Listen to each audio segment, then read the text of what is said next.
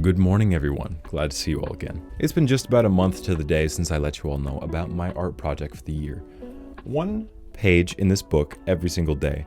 And since making that goal, I have done just about none of that. But that does not mean that I have been idle. As a matter of fact, I was more diligent painting January than just about any other month of my life. So I was thinking about videos I wanted to make, and I thought I'd like to cultivate a bit of a tradition on this channel. At the end of each month, I would like to just sit back for a second, relax, and just show you all what I made in the previous month. So without further ado, this is everything I made in January. Let's get right into it. I guess we'll start with the obvious fish, since that's probably what you're all expecting. I made some changes in my design approach this month, as I don't want them to feel too samey since I'm making so many of them. To start, I tried to add more pattern details with as many colors as I could cram in without being too conflicting. I used to leave the heads pretty simple, but lately I've been using a few arbitrary lines and a slightly darker color to indicate the folds and segments real fish have on their faces, and I think it really goes a long way when used correctly. I feel like this is even more necessary when doing fish that live deeper in the sea, like these anglerfish I painted a while back. I think it has to do with how we generally view these guys. If you look up anglerfish pictures and articles, they all frame them as terrifying deep-sea monsters, and I'm not really disagreeing. But because of that perception they have, that's kind of what the subconscious draws on when painting them. And to draw out some of that thalassophobic horror, making them more realistic seems like the right call. I also decided I'd try doing some whales alongside the fishes, mostly because you can fill up a lot of space on the page with relatively little work, but I'm always trying to find new creatures to paint, so I figured I'd give it a go. I am more than pleased to report that whales are wonderfully easy to paint and offer lots of opportunities for speculation and pattern choice, which is always what I'm looking for while painting, taking things like plants and animals and making new variations on them. I only got around to making 2 of these whales, but overall I'm pretty pleased with the results, and I'll definitely be making more soon. Much like the whales, jellyfish are incredibly easy to paint, which makes them a great thing to paint when you have no idea what you want to do. Maybe that's why roughly 20% of this month's paintings ended up being jellyfish. Honestly, if you're just getting into painting, paint a ton of these. You'll get results easy and fast, and plus they just look nice. The best part is you can kind of use whatever colors you want and it won't make them look over the top or unrealistic, because jellyfish just look weird in the wild anyways. They're very fun to paint, I highly recommend.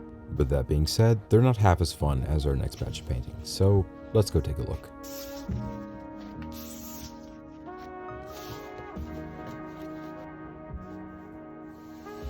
Now I didn't do too many of these guys this month, only 2 pages, but I am still absolutely in love with how they turned out.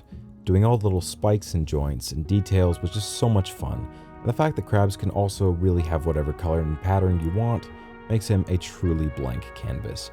But these are small potatoes against one of my true masterpieces of this month. You see, one of the things I've been doing a lot of lately is kelps and seaweeds, since I have this book here with lots of pictures I can draw on for inspiration. So I did a ton of these, mostly because they're easy and fun, a lot like the jellyfish. But then I remembered an amazing little tidbit about a very specific clade of crabs.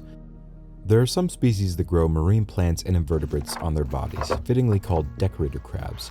And since I had all these new seaweeds and kelps fresh off the press, I figured it'd be a good idea to see just how much color we could cram into a single piece.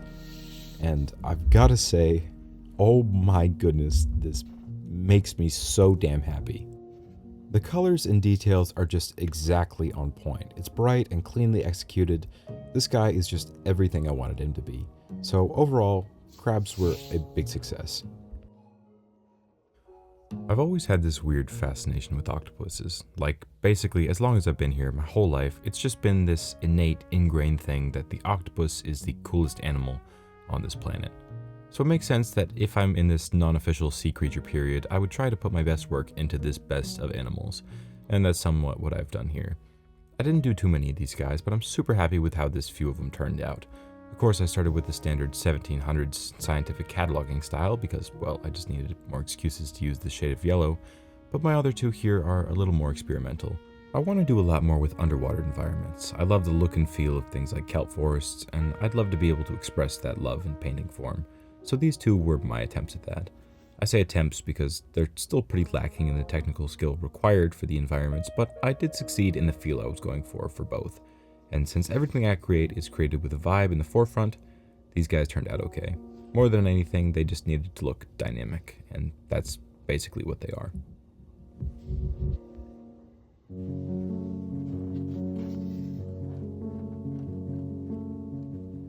These were a little more experimental as well, but I had a lot of fun making them, and I think by and large they turned out how I wanted them to.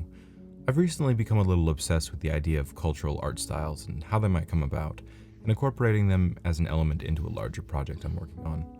I have a video about that in the works as well. If you're interested, stay on the lookout for that. There's just so much to explore with all the bends, colors, and patterns you can include. That being said though, they're a bit limited in scope thus far, as I haven't really figured out how I'm going to make things like people or larger environments in this style. And I'm still not happy with these trees either. Something about this one just isn't right, but I'll figure it out.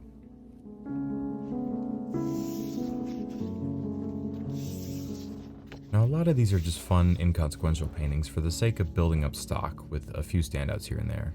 But these three are special in the fact that I'm really quite proud of the effort that went into them and how they turned out. Believe it or not, I am fully capable of creating things that aren't fun little simplified fish paintings, and I think these illustrate that point just about as well as anything. This is, again, a part of a project I've been working on for a while, and goes hand in hand with the cultural art styles from earlier. I am utterly fascinated with the idea of human culture in general. I'm baffled by all the clothing, textiles, colors, traditions, patterns, and so on. And lately I've been trying to imagine what new cultures might look like, and how I would go about making them distinct. And it's honestly been a pretty fun and relatively simple process. I just look around the internet for interesting faces, paint them as well as I can, and give them some interesting and exotic clothes, while finding some way to make them physically distinct, which I've accomplished here with her gray blue eyes and a mixture of yellow eyes and this sort of freckling pattern on this lady here. Granted, there's definitely some improvement in technique that could be done in these guys. I mean, as of these three, they are the third, fourth, and fifth portraits I've ever painted, so there's still a long ways to go. And I think I'll get right on that, as that is just about everything I've made in the month of January. I am super proud of the amount of fun, interesting stuff I've been able to produce, and I'm so excited to get into making more this month.